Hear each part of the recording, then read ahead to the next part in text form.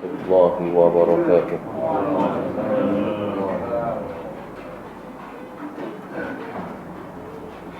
إلى حضرة سيدنا محمد صلى الله عليه وسلم، ثم إلى أرواح أزواجه وأصحابه والتابعين والتابع التابعين لهم بإحسان إلى يوم الدين، وإلى أرواح آبائنا وأجدادنا وجداتنا ومشايخنا وجميع المسلمين والمسلمات والمؤمنين والمؤمنات الأحياء منهم والأموات. شيء الحق. الفاتحة. أعوذ بالله من الشيطان الرجيم. بسم الله الرحمن الرحيم. الحمد لله رب العالمين الرحمن الرحيم مالك يوم الدين. إياك نعبد وإياك نستعين. اهدنا الصراط المستقيم صراط الذين أنعمت عليهم غير المغضوب عليهم ولا الضالين. الحمد لله نحمده ونستعينه ونستغفره ونعوذ بالله من شرور أنفسنا ومن سيئات أعمالنا. من يهده الله فلا مضل له ومن يضلل فلا هادي له. رب اشرح لي صدري ويسر لي أمري واحلل عقدة من لساني يفقه قولي. اللهم ارزقنا علما نافعا وانفعنا بما علمتنا إنك أنت العليم الحكيم. لا حول ولا قوة إلا بالله العلي العظيم. اللهم افتح أبواب علمنا ومعرفتنا وحكمنا. اللهم اجعل قلوبنا يفقهون بها وأعيننا يبصرون بها وآذاننا يسمعون بها، والله خيرا حافظا وهو أرحم الراحمين. Tuan-tuan dan puan-puan, sallallahu alaihi sayyidina Muhammadin nabiyil ummi wa ala alihi wa sahbihi wa sallam. Tuan-tuan dan puan-puan rahmati Allah Subhanahu wa taala. Bersyukur pada Allah Subhanahu wa taala dengan limpah dan kurnianya, kita bertemu pada pagi ini sambung pengajian kita apa erti aku menganut Islam dalam bab yang disebutkan iaitu Allahumma salli ala sayyidina.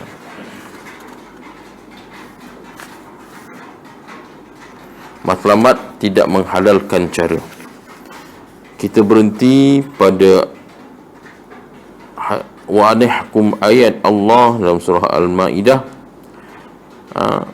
pada wa anihkum bainahum bima anzalallah wa la tattabi' ahwa'ahum wahdharhum ay yaftinuka an ba'di ma anzalallahu ilaik fa in tawallaw fa'lam annama yuridullahu ay yusibahum bi ba'di dhunubihim wa inna kathiran minan nasi lafasiqun.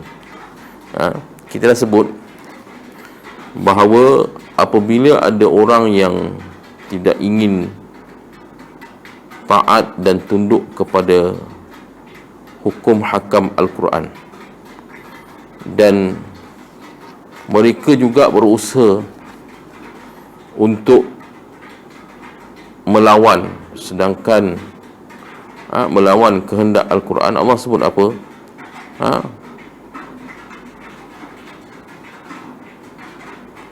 Fa in tawallaw, dan mereka, jika mereka berpaling daripada untuk bersama-sama mengangkat ataupun memperjuangkan hukum hakam Allah, fa'lam, ketahuilah wahai Muhammad atau umat Muhammad atau pengikut Muhammad atau orang yang mencintai Nabi Muhammad, bahawasanya itulah kehendak Allah supaya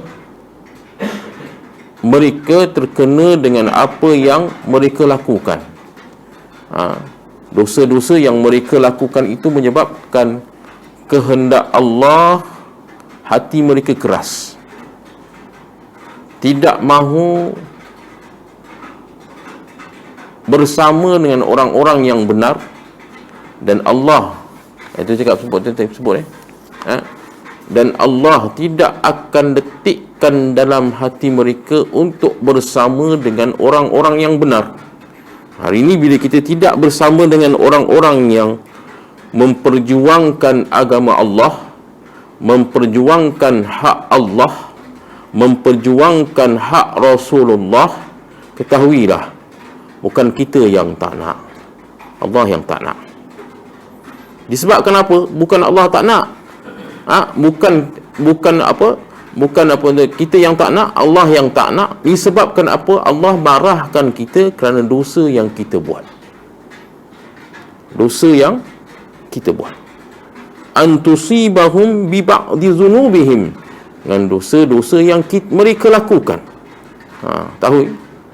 So kita duduk dalam hari ini, sebab itulah bila kita bila saya dah banyak acap kali sebut, bila Allah Subhanahu wa taala memberi kemenangan kepada Rasulullah sallallahu alaihi wasallam dalam pembukaan kota Mekah, Allah suruh apa? Fastaghfir wasabbih wastaghfir. Bertasbihlah kamu kepada Allah, wastaghfir, dan istighfarlah kamu kepada Allah. Apa kena mengena menang kota Mekah kena beristighfar kepada Allah? Menang ni. Nabi SAW disiksa. Tak. Terpaksa diikat perut dengan sekatan ekonomi yang Nabi kena. Dengan Nabi SAW dibaling dengan perut unta ketika sembahyang. Abdullah bin Mas'ud pingsan, dicekik oleh sahabat, dicekik oleh kafir Quraisy ketika sembahyang di Mekah. Abu Bakar pingsan kerana mempertahankan Nabi. Nabi berdarah dalam peperangan Uhud. Nabi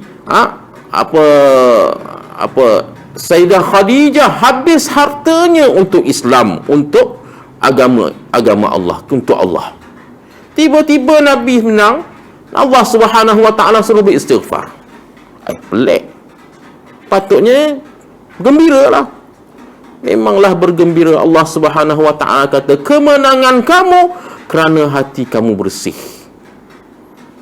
Kerana kamu diberi kemenangan, sebab kemenangan itu adalah kerana dosa kamu yang dah tak dirusa. Saudara, dalam kita memperjuangkan hidup, kalau kita tidak hidup, macam kita tengoklah, na'udzubillah min zalik, ada orang-orang yang namanya Islam tapi dia tentang Islam, yang jelas-jelas G25, yang jelas-jelas Siti Qasim kita, yang jelas-jelas kita nampak keluar ni timbul anak muda, jelas-jelas saya sebut dah, walaupun dia menghafal Quran, mengaku dia menghafal Quran 15 juzuk, apa sahaja, walaupun apa sahaja, tetapi dengan dosa yang mereka buat, Allah tutup hati mereka untuk tidak duduk bersama dengan orang-orang yang benar. Fatusibahum biba'di bizunubihim wa inna katsiran minan nasi lafasiqun. Maka kebanyakan manusia itu tergolong daripada orang yang fasik. Maksud Allah sebut fasik tu. Fasik ni kerana orang yang banyak buat dosa. Kalau boleh kita banyak kurangkan dosa supaya Allah lihat kita, yang Allah hidupkan hati kita, dengan kita sentiasa mengingatnya, dengan kita sentiasa takut kepadanya. Sejarah Rasulullah sallallahu alaihi wasallam telah menceritakan kepada kita sewaktu Raja Ghassan cuba mempengaruhi Ka'ab bin Malik, salah seorang daripada 3 orang sahabat yang tidak ikut serta dalam peperangan Tabuk bersama dengan Rasulullah sallallahu alaihi wasallam, dan tetap tinggal di Madinah. dengan menulis sepucuk surat kepada Ka'ab yang berkandungan antara lain menyebut bahawasanya telah sampai perkhabaran kepadaku bahawa sahabatmu iaitu Rasulullah sallallahu alaihi wasallam bersikap dingin terhadapmu, padahal Allah tidak menjadikan engkau hina dan terbiar. Tidaklah menjadikan engkau hina dan terbiar begini. Oleh itu datanglah engkau menggabungkan diri engkau dengan kami. Diri dengan kami. Pada waktu itu memang Rasulullah SAW telah memutuskan hubungan dengan 3 orang sahabat. Ni tahu tuan-tuan dan puan-puan rahmati Allah Subhanahu wa taala. Cerita ni dalam surah Taubah. Surah At-Taubah.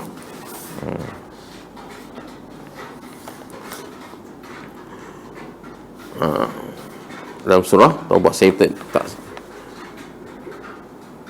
ni aja cerita.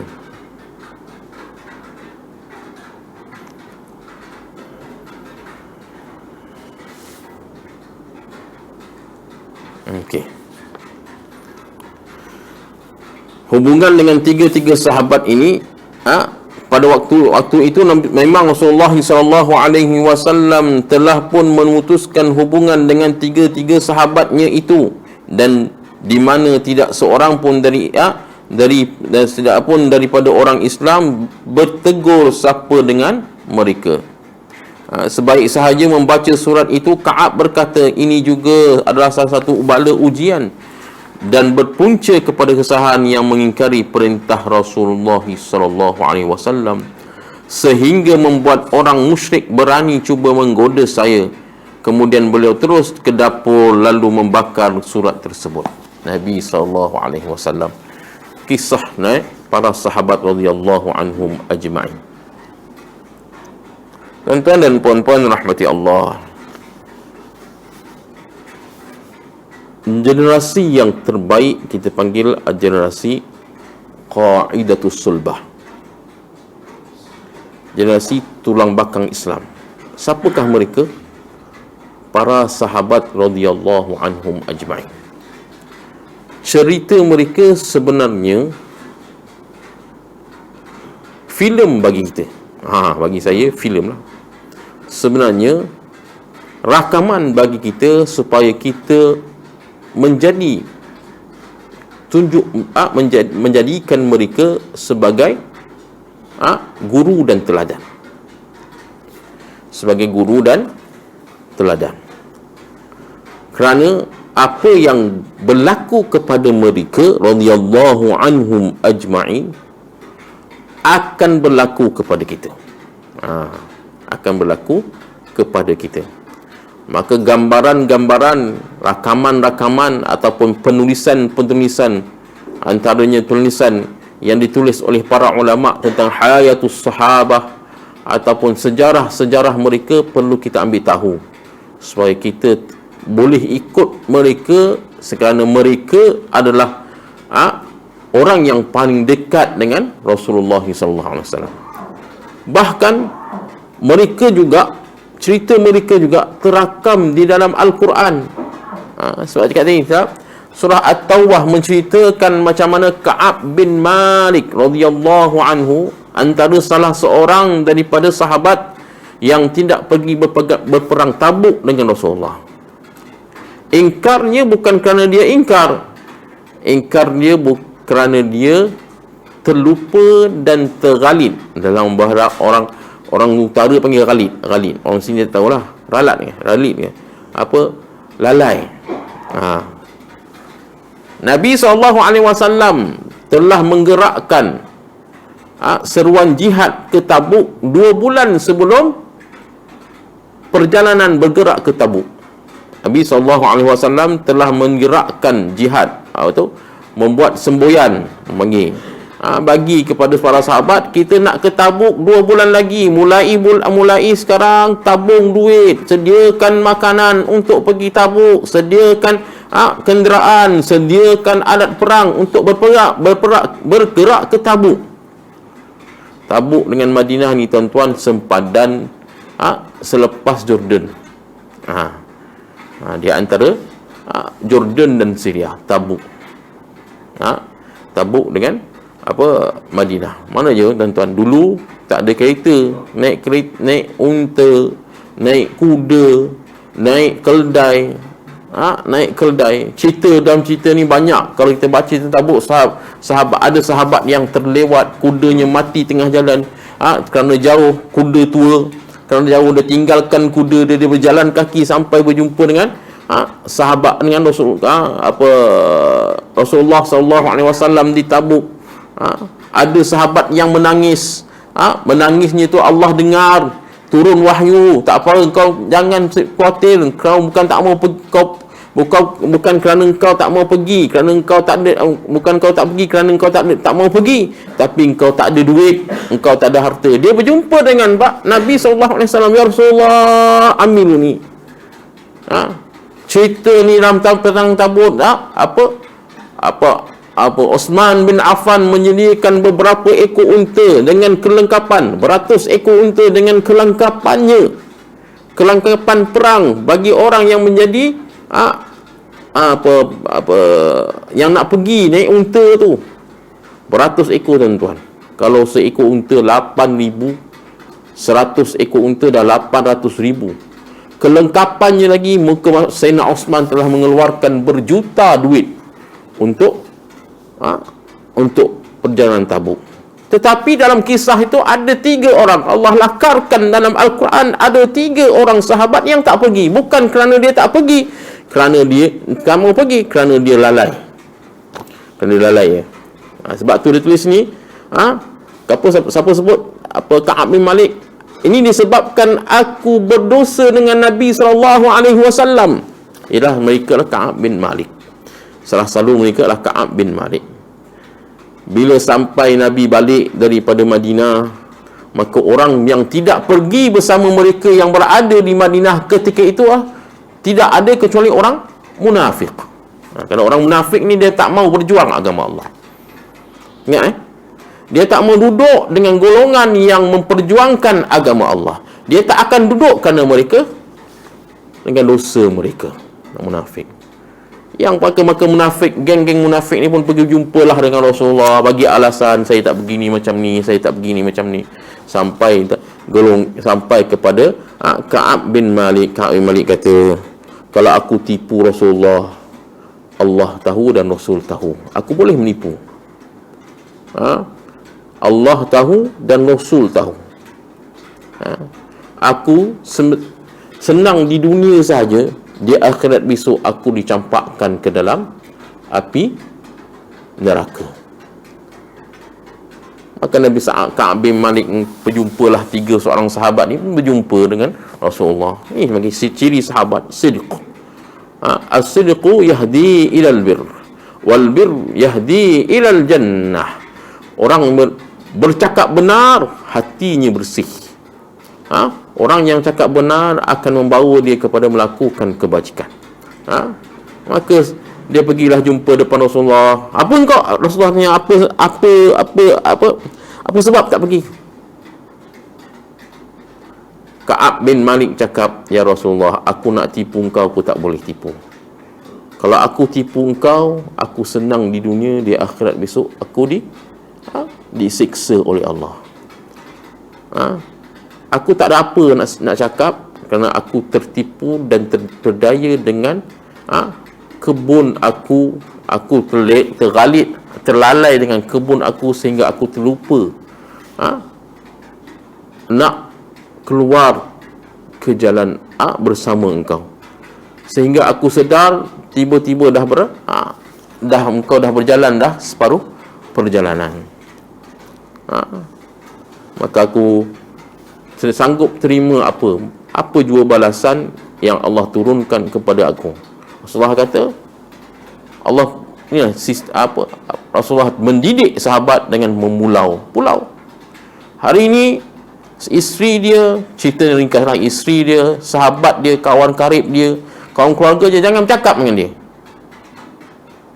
Kita pulau dia seumpama dia tak ada.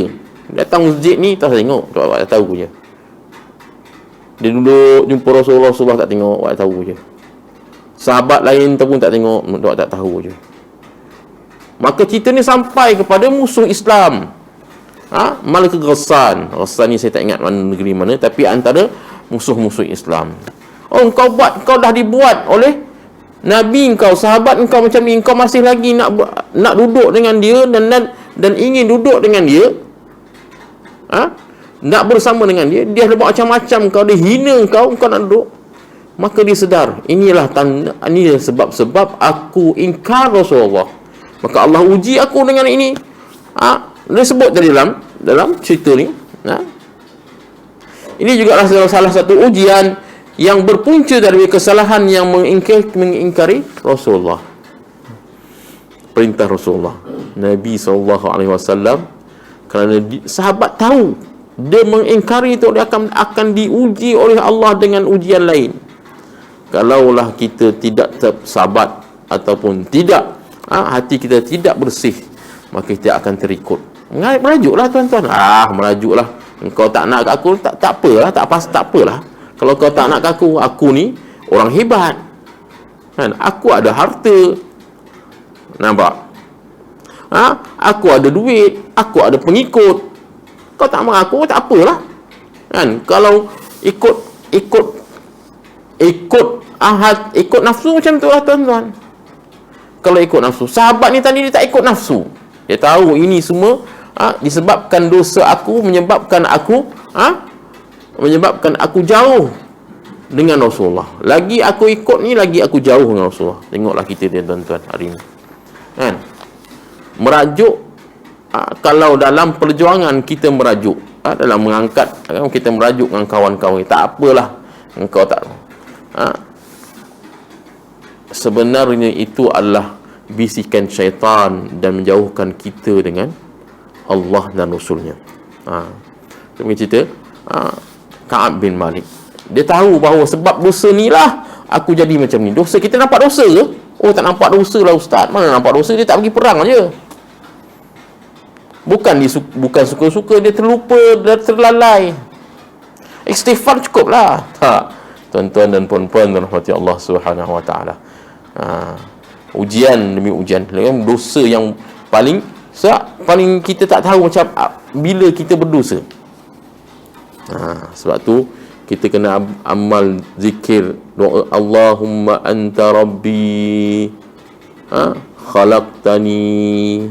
Doa sayyidul istighfar, Allahumma anta rabbi khalaqtani wa ana abduka wa ana ala ahdika wa wa'dika mastata'tu a'udzu bika min syarri ma sana'tu abu'u laka bi ni'matika 'alayya wa abu'u bi dhanbi faghfir li fa innahu la yaghfiru dzunuba illa anta. Kita disarankan sebut 3 kali pagi, 3 kali petang. Allahumma anta rabbi, Allah ya Allah, engkau Tuhan kami, khalaqtani, engkaulah yang mencipta aku. A'udzu bika min syarri ma sana'tu, aku berlindung dengan engkau dari syarri, kejahatan yang aku lakukan. Syarri ma sana'tu, a'udzu bika min syarri ma a'udzu bika min syarri ma sana'tu wa abu'u laka bi dhanbi faghfir li. Aku bertaubat kepada engkau, ampunkanlah dosa aku. Kita rasa tak ada dosa, kadang lepas sembahyang kita terus belah. Jangan tuan-tuan. Ada dosa yang kita rasa, ada ketika kita buat, kita rasa kita tak sedar. Satu lagi, Nabi SAW ajar kepada kita doa apa? Doa istighfar juga. Apa dia istighfar? Allah, saya doa amal, kita doa amal lupa dah.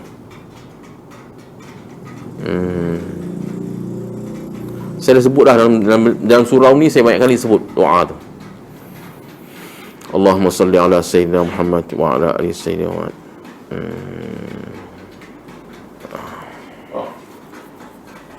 Nanti saya ingat. A'udzu bikalimatin, a'udzu bil Allahumma inni a'udzubika min hammi wa a'udzubika min jubni wa a'udzubika Allahumma inni a'udzubika min an usyrika bika syai'an a'lamu wa astaghfiruka bima la a'lamu. Amal doa ni Pak Imam doa, kalau orang tak faham, bacakan dalam, kalau bahasa Arabnya, ya Allah, ya Tuhan, yang bahasa Melayu, ya Allah, Allahumma inni a'udzubika, aku berlindung dengan Engkau, syarri ma, Allahumma inni a'udzubika min an usyrika syai'an a'lamu, daripada perangai aku mensyirikkan Engkau, ta'ajub, takabbur, bongkak, yang aku rasa aku dah buat, faham, malam tadi aku rasa aku hebat, hari ini aku rasa aku hebat, dan daripada dosa yang aku tak perasan yang aku buat, dosa yang aku tak perasan aku buat. Na'udzubika min an nusyrika bika syai'an na'lamu wa nastaghfiruka bima la na'lamu. Doa tu kena amal pagi dan petang, amal, fahamkan doa tu dan amal, supaya kita tak tergolong dari mereka-mereka yang mereka-mereka yang tergoda dengan bisikan syaitan dan iblis. Okey. Akhir sekali, mestilah difahami bahawa ni masuk di dalam kategori yang kelima daripada pecahan daripada matlamat tidak menghalalkan cara. Mestilah difahami bahawa kebenaran al-haqqun, benar, kebenaran adalah sesuatu yang telah ditentukan oleh Allah, bukannya oleh manusia. Sekalipun kebenaran itu bercanggah dengan kehendak nafsu, pendapat dan pandangan mereka seluruhnya. Ini adalah kerana Islam tidak menerima sikap tolak ansur dan tunduk kepada kehendak umum dalam perkara-perkara bercanggah dengan ketentuan syarak, sekalipun dalam masalah kecil. Menurut logik Islam, sifat demikian dianggap nifaq dan melanggar batas-batas yang ditentukan Allah Subhanahu wa taala. Sesiapa yang menukar keredaan manusia dengan kemurkaan Allah, tidaklah Allah menambah kepadanya melainkan kehinaan, dan barang siapa menukarkan keredaan Allah dengan kebencian manusia, tidaklah Allah menambahkan kepadanya melainkan kemuliaan. Sungguh benar sabda Nabi sallallahu alaihi wasallam dalam yang bunyi, la yakun ahadukum imma'atan yaqulu ana ma'an nas in ahsan nas ahsanat wa in asa'tu walakin wattinu anfusakum fa in ahsana an-nasu an tuhsinu wa in asa'u an tajtanibu isa'atahum.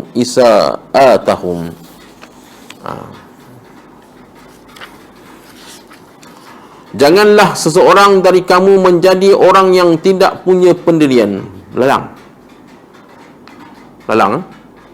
Aku bersama dengan berkata, aku bersama manusia, orang ramai, aku ikut orang ramai lah. Kalau majoriti kata A, aku ikut A. Kalau majoriti kata B, aku ikut B. Aku bersama orang ramai. Jika sekiranya mereka buat baik pada aku pun berbuat baik. Jika mereka melakukan kejahatan, aku pun turut melakukan kejahatan. Tetapilah hendaklah menetapkan pendirian kamu. Jika sekiranya manusia tersebut berbuat baik, maka hendaklah kamu berbuat baik. Tapi jika mereka berbuat jahat, maka hendaklah kamu menjauhkan diri daripada berbuat jahat. Atau kama qala Rasulullah sallallahu alaihi wasallam. Itu ciri yang kelima, matlamat tidak menghalalkan cara, ialah kita tidak mengikut manusia. Tidak mengikut manusia. Makna kata, kalau manusia kata A, kalau A itu menentang kehendak Allah, menentang kehendak Rasulullah, kawan-kawan kita, kata A itu menentang kehendak Allah, A itu menentang kehendak Rasulullah, bertentangan dengan syarak, kita lepaskan. Tak boleh duduklah. Tak boleh duduk bersama mengiyakan apa yang mereka lakukan. Tapi kalau kawan-kawan kita ataupun sahabat-sahabat kita ataupun masyarakat kita buat A, yang A itu tidak bertentangan, bersesuaian dengan agama Allah, maka kita ikut, maka itu. Tapi kalaulah A itu benda yang haram, kita pun ikut kerana mereka yang nak ataupun mereka ramai yang suka, maka kitalah termasuk golongan-golongan yang mencari redha manusia daripada redha Allah. Kita kena jadi manusia yang mencari redha Allah walaupun manusia tidak redha. Kerana orang yang mengikut redha manusia, tidak mengikut redha Allah, apa Rasulullah janjikan, mereka akan dimurkai Allah Subhanahu wa ta'ala. Nah, ini tuan-tuan dan puan-puan rahmati Allah Subhanahu wa ta'ala. Kita tengok tuan-tuan, depan kita, umur saya yang umur macam ni, kita faham manusia yang mengikut kehendak manusia banyak. Kadang-kadang dia tu ustaz, disebabkan dia kehendak manusia, untuk melayan kehendak manusia ni, maka dia menghalalkan apa yang diharamkan Allah. Contoh yang ada LGBT lah. Tak bersetuju dengan kehendak LGBT. Padahal yang bersetuju dengan kehendak LGBT itu adalah ustaz. Kita kenal dia sebagai seorang ustaz. Ini bagi liberal, kan? Bagi liberal. Macam mana untuk untuk menangani hati rakyat, untuk menangani hati pengikut. Kita ikutlah, kalau tidak kita susah. Nampak? Kalau tidak kita susah. Kita takut kita susah daripada kita takut kita dimurkai oleh Allah Subhanahu wa ta'ala.